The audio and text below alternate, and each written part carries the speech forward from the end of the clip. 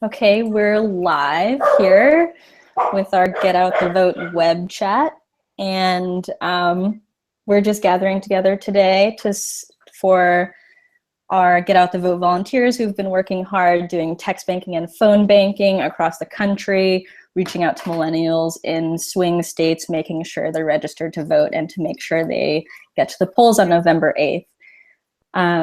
So yeah, I mean, we do want to acknowledge that it's been a pretty rough election. It's been really divisive. If you're like me, I'm sure you've had some discussions with your friends, maybe some arguments about how things are going and the stances that we're taking. And I think we've been walking a pretty hard line in our stance about Hillary, and we've been getting some tough feedback around that.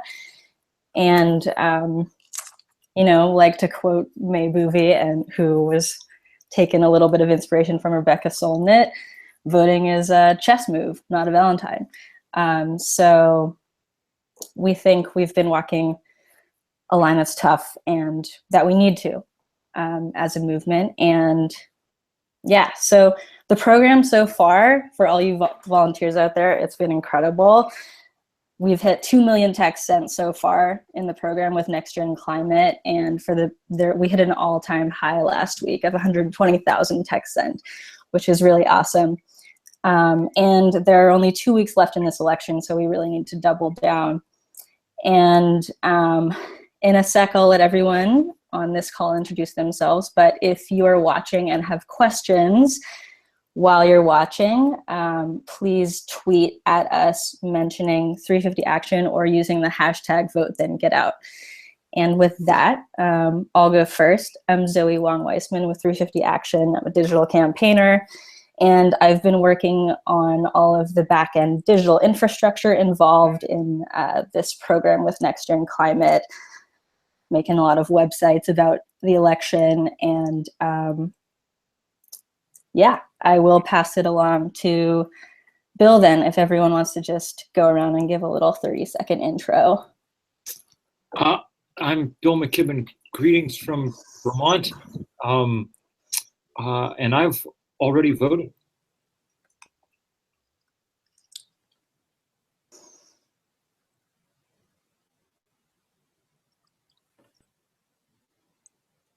Who do you want next, Zoe?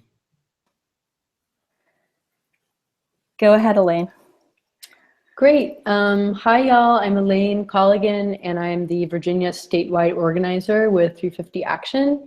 And I've been working with 350 Action since the New Hampshire primary, when we were stashing around the state and bird-dogging Clinton on everything from the Keystone Pipeline to fossil fuel extraction on public lands.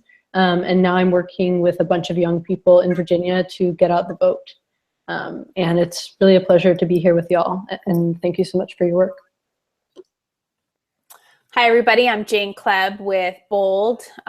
Most of you guys probably know me from Bold, Nebraska, helping stop the Keystone XL fight here in our state and in South Dakota. And now, you know, Bold has expanded into other states, and so we're doing grassroots work to fight back pipelines mostly. And the other hat that I wear, I'm the incoming chair of the Nebraska Democratic Party, and that was only made possible by Bernie supporters. And I'm also now on the board of Our Revolution.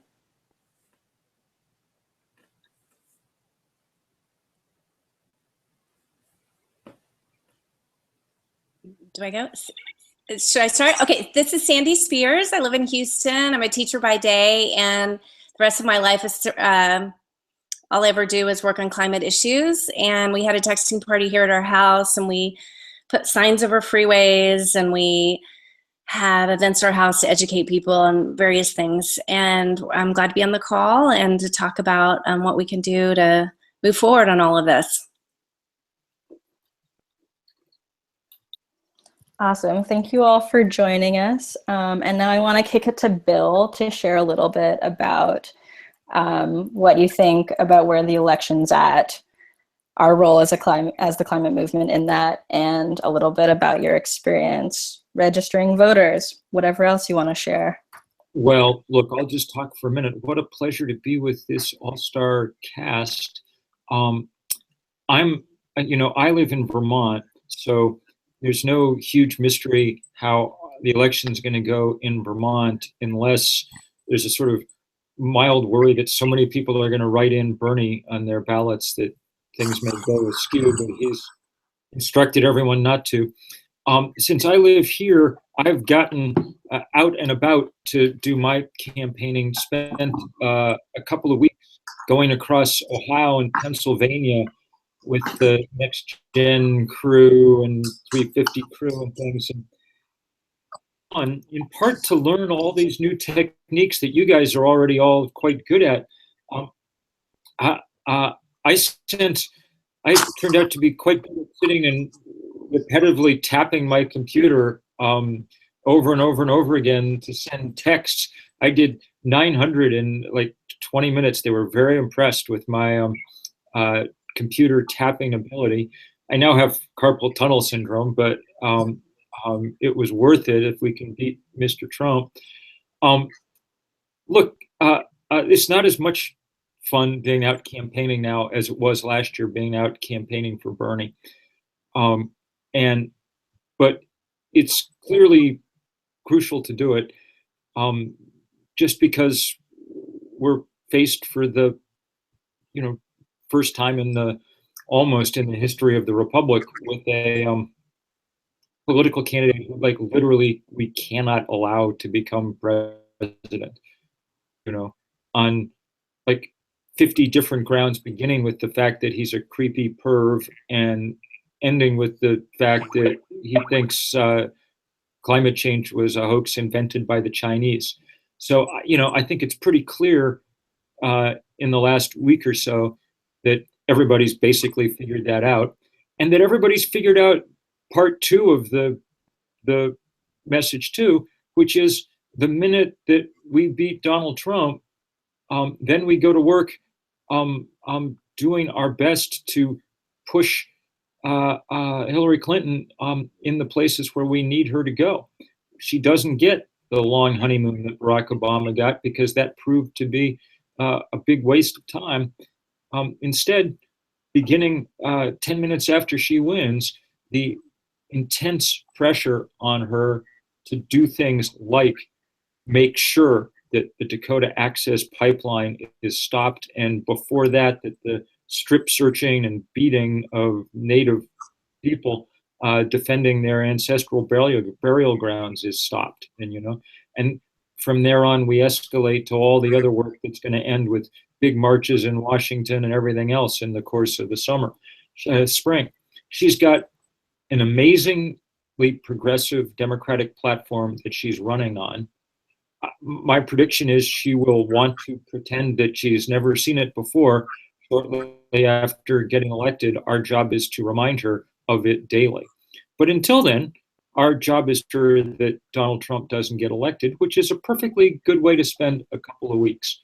And not only to make sure that he doesn't get elected, but to make sure he gets beaten by a margin wide enough to send the message that sexist, racist, anti-immigrant politics is poison in America, and that anybody who tries it is going to be badly, soundly beaten, which he badly deserves to be. There may not be an intense emotional rush watching Hillary Clinton get elected, although it will be certainly quite wonderful to finally have elected a woman president. But there will be a deep emotional rush in watching Trumpism sent soundly to the grave. So I'm just so grateful to everybody for the amazing work that they've been doing. I got to register, along with endless texting. I was actually out with the clipboard for a few days, just registering people to vote. And I got to say, on college campuses, it was quite moving to get to register people to vote in their first election. I remain, even at this late date, enough of a sentimental patriot to really love the idea of people going out to vote. I already got in my tiny Vermont town, because I'm going to be on election day, so I went by the town clerk's office the other day to vote. partly just because I was so scared that they might take Trump off the ballot before I had the pleasure of voting against him. And it really was a pleasure. It felt like I was getting to be, one small antibody rallying to wipe out a malignant virus that was headed our way. And I think that there's enough of us, and I think that there's enough of us because of the work of people like you. So many thanks.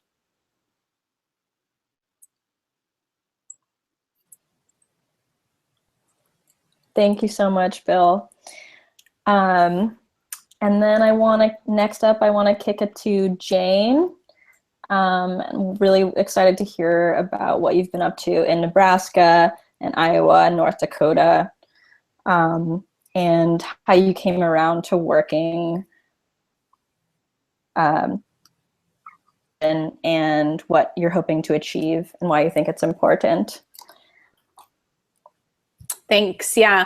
And first, obviously, thank you to everybody on the call. The only way we win elections, because we're never going to have as much money as the Republicans or the conservative right movements. We just never will have that money. But what we do have is our votes. And you win elections really by two things, with money and with votes. And our side will always win with the votes. And it's only because of the folks that are today to really do all the campuses where young people hang out.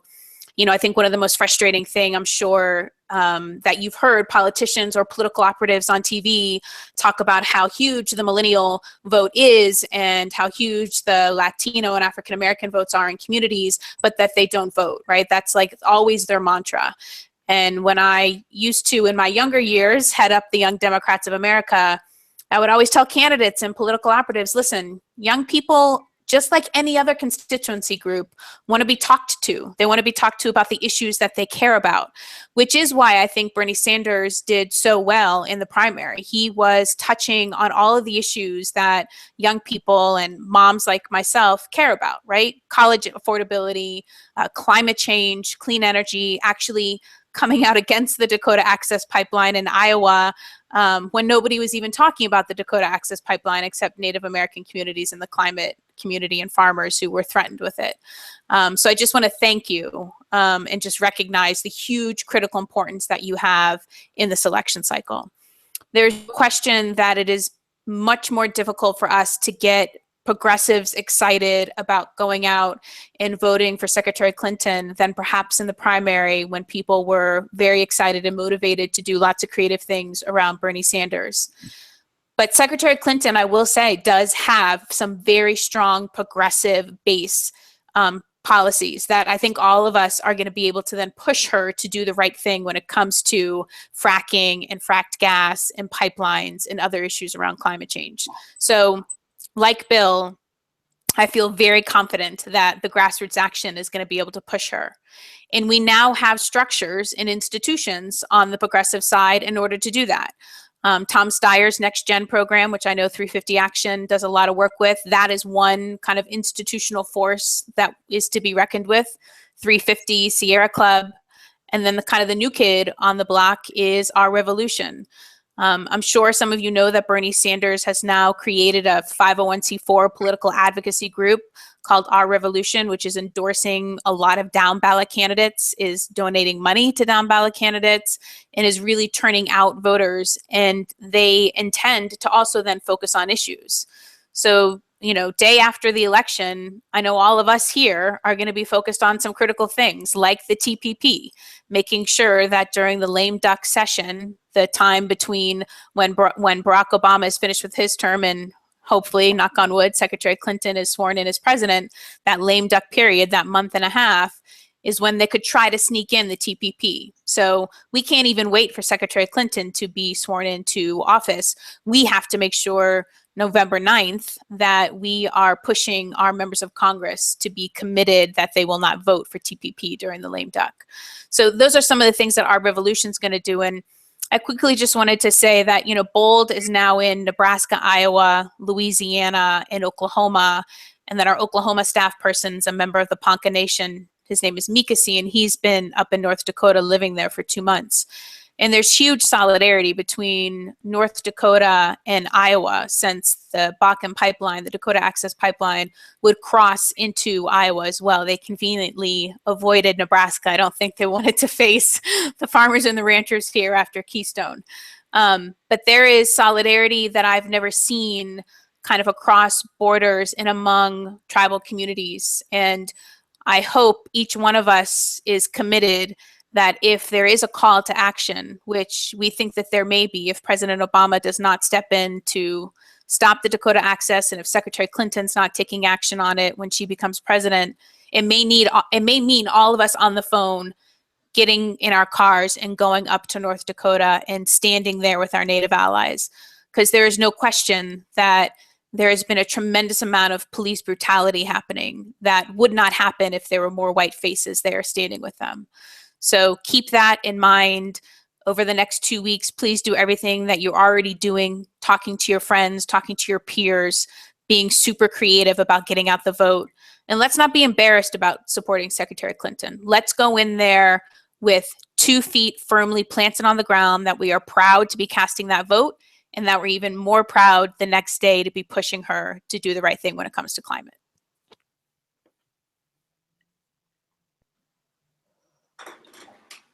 Thank you, Jane. Next up, I want to kick it to Sandy, who is an awesome organizer out of Houston and has been hosting text and phone making parties and is a champion.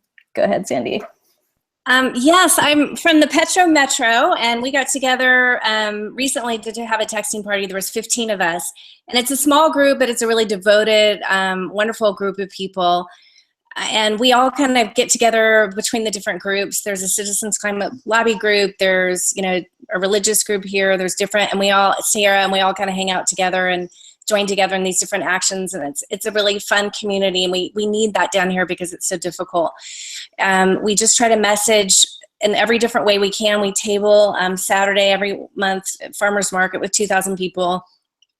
We hung 20 climate change signs over the 59 freeway, reaching 85,000 people. We've had a lot of different marches. We protested Ted Cruz. We do whatever we can. And a lot of people say, well, what difference does it make? You're just a couple of people and you're surrounded. But I do think it makes, even if it doesn't make a difference, I feel like if what I personally do, that's what you're supposed to do ethically. You're supposed to get out there, and it doesn't matter, quit looking at what everyone else is doing. You just get out there and do that. And I've learned that a lot from watching 350 at the march I went to in New York City. I was like, well, these other people are getting out, so I can get out too, and just go forward with that. Texas is a little different. We are surrounded by oil and gas folks right around our house.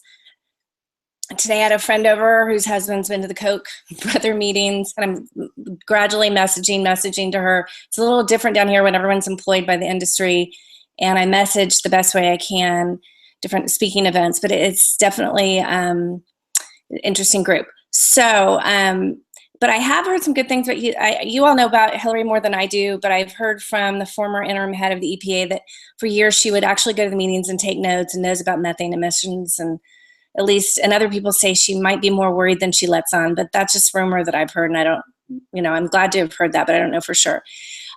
So what's driving me to do all this? Of course, it's all the climate change information I know, and I've taken online Coursera courses. I initially, 15 years ago when I heard about this, hoped it wasn't true, so I'd read source documents trying to disprove it to myself.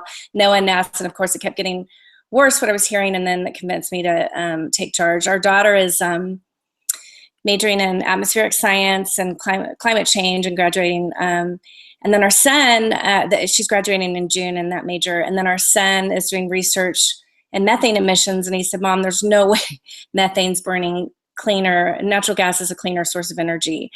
In fact, it looks like it might be worse, and maybe a lot worse. So those are all the question was, what motivates me? It's an avalanche of information. And in the past, when I've tried to read denier information, like someone gave me a book recently, as a year ago, Faster, Cheaper, Lighter. They're like, you read this, it'll convince you that climate change isn't happening. And I read that side, and it's like reading stuff from a moron versus like Einstein. But that's the culture I'm in right now in Houston, and that's how we're just back at the very basics around here. just trying to slowly get out and just go back to the science and go about since it's a Christian community, what the ethical thing is to do. So that's where I am, where I live here. So I really appreciate, I kind of need the moral support of my group here and from you all from afar. It keeps me going. And I really, really appreciate the network, even if it's far away, of you all and folks really fighting for this. Thank you. Thank you so much, Sandy, for all your work. I'm gonna kick it to Elaine right now, who has been working with 350 Action in Virginia. Go ahead, Elaine. Great, yeah, hi y'all. So good to be here with you, and really honored to hear about the experiences of all the other folks on this panel, and just want to share a little bit about what I've been working on here in Virginia with a bunch of young people who are throwing our weight behind this election, and in all of its complexity, really putting in all that extra work that's needed to make sure that we defeat hate and denial up and down the ballot box this November. It's been really, really powerful since I was working in the New Hampshire primary to see how much Clinton has moved on climate change. But what's more powerful was working with hundreds of student volunteers who came out every day, waited hours in line to bird dog and ask candidates crucial questions about climate change. And now I'm having the same really powerful experience here in Virginia, working with dozens of students all around the state. We've also been hosting calling and text banking parties and really speaking to one another about how our stories and our communities and our stakes in this election are too powerful for us to ignore and how we need to take action. But just like with anything, the superpower of the climate movement is really volunteer power. And I've seen that so much in Virginia. And it's also been so beautiful to work intergenerationally. That's another huge strength of our movement, where millennials are working with older generations. And I'm just so grateful to see that, to see the incredible work that y'all have been putting in. Just last week, I was actually up at a music conservatory where we have a bunch of volunteers, and all these students are opera students, and they sang a song in perfect pitch on Facebook Live video, and then spent an hour and a half using the NextGen tool to call and text voters. And right now, I'm really excited about, we're 2 weeks out from the election, so we're in the final stretch, we're in the sprint, and I'm really excited about the day of action that we're having on November 1st it's a call for folks all across the country, specifically in divestment campaigns, but for the whole climate movement to get involved in the last stretch with a texting party. And we hope to send 200,000 texts in one night, and that's all gonna be volunteer power. So we can talk a little bit more about that later, but just wanted to share some of those stories from Virginia and really, show my gratitude and appreciation for y'all. This has been, a Pandora's box of the past couple of months, and it's been rough. But knowing that I'm with this community and that y'all are working so hard is really motivating to me. And looking forward to getting this done, putting Trump's nonsense away, and onwards. Elaine, where can people sign up to host a texting party? Great. Yeah, so if y'all would like to host a texting or phone banking party, we will send out the link. You could go to 350 Action's website. And Zoe, I don't actually have the exact URL here with me. Oh, it's cool. So if you are a divestment organizer, you can go to 350action.org/November1. And if you're not, we'll be sharing the link to sign up your texting party in the follow-up email after this and in the comments on the video. But thank you so much for that, Elaine. Y'all are doing such awesome work. And so yeah, I just wanted to share a little bit about the tools and technology that we're using. these are some of the forefront of texting tools that we're actually using to do this work, which is really, really exciting. We were using this tool called Spoke, which was working fairly well for a while, but I think that we were overwhelming the system so much because so many people were using it, it was getting a little bit slow. So the program just switched over to this new tool called Relay, which is really, really awesome. And it's very much like Hustle, if you've heard of that, which is another peer-to-peer texting tool. And it's really the best. It's pretty much the best tool that's out there for us to be using. So that's really awesome that NextGen has been offering that to us. And we've just gotten new data that shows that texting is almost 10 times more effective for reaching millennials than calling, which if you're a millennial, you probably won't be surprised by. I pretty much never pick up the phone when I get calls. So yeah. These tools are really, really awesome, and I'm excited that we get to use them. And yeah, so a couple other things for the last 2 weeks. We really need everyone to double down your efforts texting. And the awesome thing is you can do it from wherever you are if you have a laptop. And if you've been doing 4 hours a week, maybe, can you double it and make it 8 hours a week? This is really crunch time. If you haven't signed up yet for your account, you can go to 350action.org/GOTV and make an account. It's super, super simple, and you can start texting right on there. There's a really easy video where you can learn how to use Relay. It's really straightforward.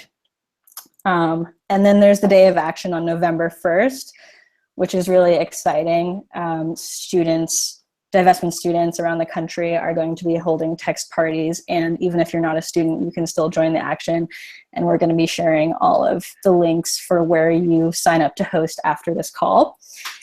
And then there's GOTV weekend, the weekend right before the election, and that's when we really want everyone gathering together and texting as much as possible, because there's still a lot of texts we need to send. There's still a lot of millennials in the swing states that we need to reach, and you can do it from wherever you are. So that's really awesome. And then I'm going to see, we have one question from the audience, which is, what's the role of local elections in stopping fossil fuel projects?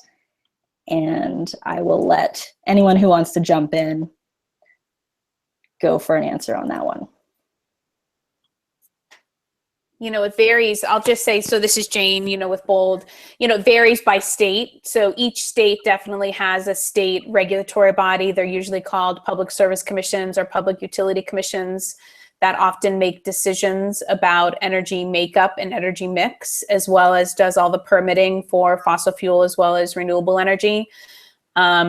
Sometimes they're appointed positions by governors in the states, but most of the time they're elected. So you should definitely check that out if you don't know about that in your state. The other thing is, each state, again, does their kind of energy boards, their utility boards differently. In Nebraska, it's all publicly elected. In other states, it's a mix of co-ops and private utilities. But often those co-ops, you yourself can run and be on the board.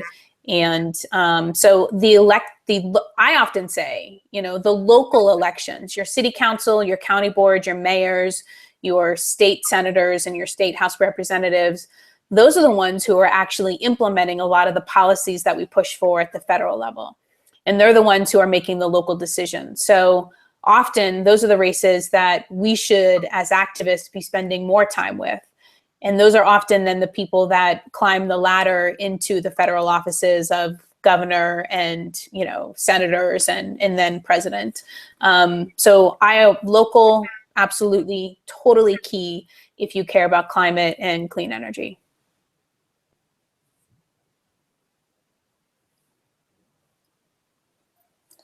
Awesome. Anyone else want to add to that?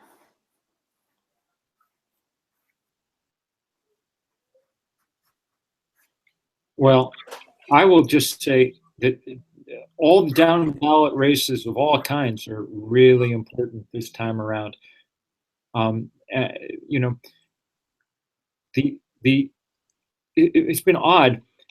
Even as Barack Obama has been popular, the Democratic Party has kind of withered these last few years, and it'll send a strong signal to elect a lot of congressmen and governors and senators. I thought the funniest development of the elections so far was Paul announcing what a catastrophe it would be if the Democrats won the Senate and Bernie Sanders would end up chair of the Budget Committee, and all of a sudden there were people across America mailing in money in an effort to make sure that precisely that happened. We've got a real chance to demonstrate. I mean, Bernie remains the most popular politician in America, and we've got a real chance to demonstrate that the kind of things that he was running on are powering a real revolution up and down.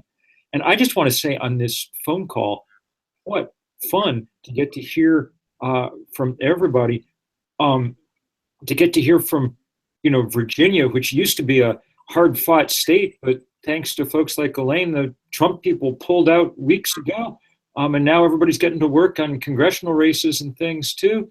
To hear from Texas, which, by the way, I'm now very happy to know that people call Houston the Petro Metro. That's great. And and Texas, there's an outside chance, if one's reading the polls, that Texas might go blue in this election, which would be almost beyond belief if that happened. And then to hear from Jane, that I must say, I thought I knew a number of things about your biography, but to learn that you were the head of the Young Democrats of America puts things in a whole new perspective. I mean, you're still a young Democrat, but clearly you were cut out for this life a long time ago. I know who I'm voting for as the second woman president of the United States, and I can't wait to go campaign on that one. That one's going to be really, really fun. But I've actually got to go off and do some interviews tonight right now, but I just want to say enormous thanks to everybody. This is how it's done, you know? Jane said it just right. They've got all the money in the world, and left to its own devices, money always wins. But we're not leaving it to its own devices. The fact that people have been out slogging around doing the hard work for more than a year now. I mean, Elaine and her crew out bird dogging all the candidates have gotten us the positions that we're going to be able to hold them to. And so now I guess the only thing that I keep thinking to myself is I can't wait till November 8th is done and elections are over so we can go back to politics instead. And when we do, we're going to make some real progress in this next little while, or at least we're going to try like hell. So I can't wait to see everybody's votes come in, and then I can't wait to see you all in jail or someplace shortly thereafter. On we go. All right, I wanted to add one more thing about mid-level folks, not necessarily local, but if you vote for a lot of the governor level, a lot of them are suing over the Clean Power Plan. They certainly are in Texas, the Attorney General and Governor. So you have the option of getting someone to vote that would vote in favor of the Clean Power Plan, and then also your congressional leaders. They will. We need them to vote for fee and dividends, some kind of carbon tax. So that's not local officials. That's mid-level.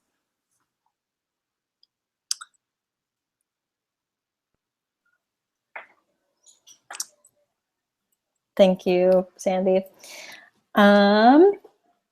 We've got one other question, which is, how much easier will it be to pass climate legislation with a majority Democratic Senate? Anyone want to take a stab at that one? You know, so I'll chime in and then others can give their feedback too. So obviously it's going to be much easier to get things passed if we take the Senate back. And if this really is a wave election, which they do come kind of in cycles, and we're up you know, if you look at political cycles, you could argue that we're ready and primed if you look at the polling for a wave election. If that's true, then we could potentially take back the House, although it's definitely a stretch goal, if you will. So I think with the Senate and with the White House, you will see significant movement on climate change. I mean, we already have really strong basis with the Paris Agreement, with the Clean Power Plan, but fracked gas is still a problem. And the Clinton, you know, administration, if you will, truly believes that fracked gas is still a bridge fuel. They're still using science from the 1990s and early 2000s. That's going to be one of our biggest obstacles.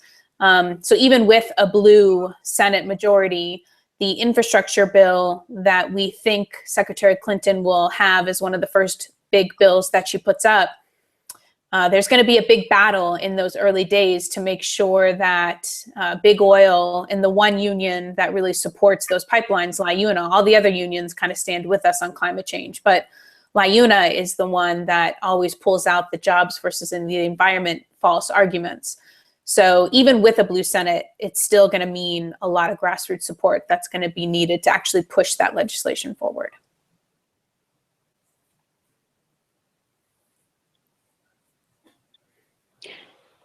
Yeah, and I think that's what's also so powerful about the next gen calling and texting tool is that it tells you, you know, in these critical swing states after you've asked people about who they're voting for president, you ask them about key down ballot Senate races. And so just want to echo what Jane said, it is really, really important and really crucial that we're working on those races as well.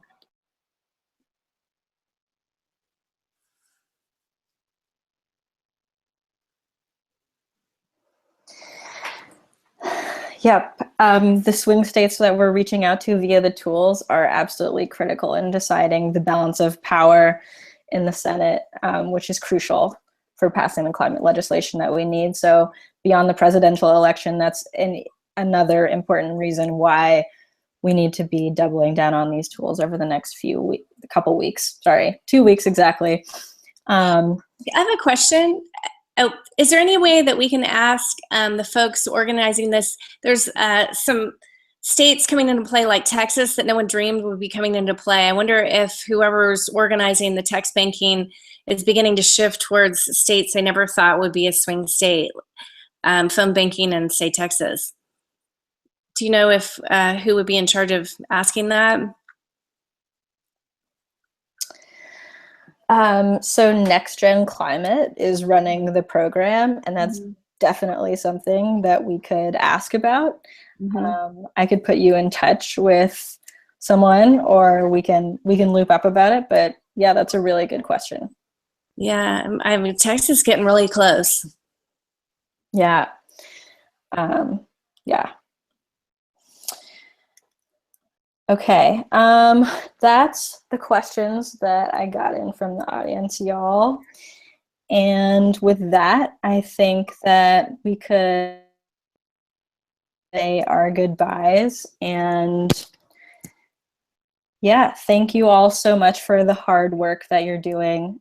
We appreciate it so much. And I myself am going to be sending lots and lots of texts after this call.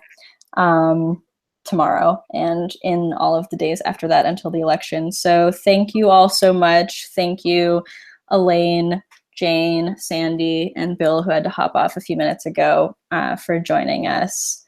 And let's get it done, y'all. All right. Thank you so much. Thank you for all that you're doing. Thank you.